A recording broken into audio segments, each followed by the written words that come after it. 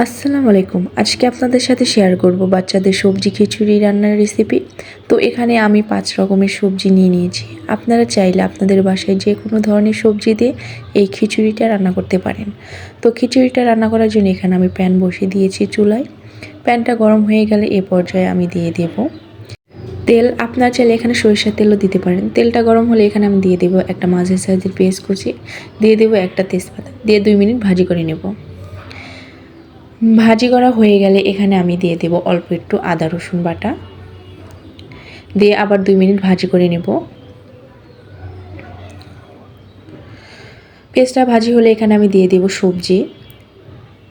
সবজি আবারও 2 মিনিট ভাজি করে নেব। সবজিটা ভাজি করা হয়ে গেলে এখানে আমি দিয়ে দেব ডাউল। এখানে আমি মসুরের ডাউল আর পোলার চাউল দিয়েছি। আপনারা চাইলে রেগুলার রান্নার চাউলও দিয়ে এই খিচুড়িটা রান্না করতে পারেন। এখন আমি এর ভিতরে দিয়ে দেব অল্প একটু হলুদের গুঁড়ো, অল্প একটু ধনিয়া গুঁড়ো, দিয়ে দেব স্বাদ মতো লবণ। দেওয়া হয়ে গেলে এখন আমি সবগুলো উপকরণ 5 মিনিট ভাজি করে নেব। আজকের খিচুড়ি রান্নাটা কিন্তু 1 থেকে 3 বছরের বাচ্চারাও খেতে পারবে। তো এইভাবে ধাপে ধাপে সবগুলো উপকরণ দিয়ে দিবেন, দিয়ে ভালো করে ভাজি করে নেবেন। সবগুলো উপকরণ ভাজি হয়ে গেলে এখন আমি দিয়ে দেব পানি।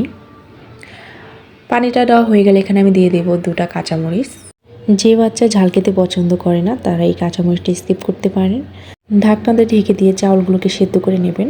এ পর্যায়ে আমার চাউল সবজি সবগুলো উপকরণ সেদ্ধ হয়ে গেছে।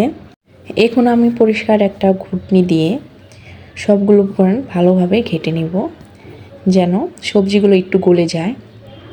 যে সকল বাচ্চারা চাবিয়ে খেতে পারে না, এইভাবে চাউল ডাউল সবজি ঘুটিয়ে দিলে খিচুড়িটা খেতে তাদের পক্ষে সুবিধা হয়। এখন ঢাকনাটা ঢেকে দিয়ে পানিটা শুকিয়ে নেব।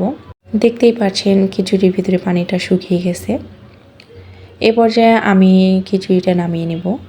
আপনারা চাইলে বাচ্চাদের এইভাবে খিচুড়ি রান্না করে খাওয়াতে পারেন।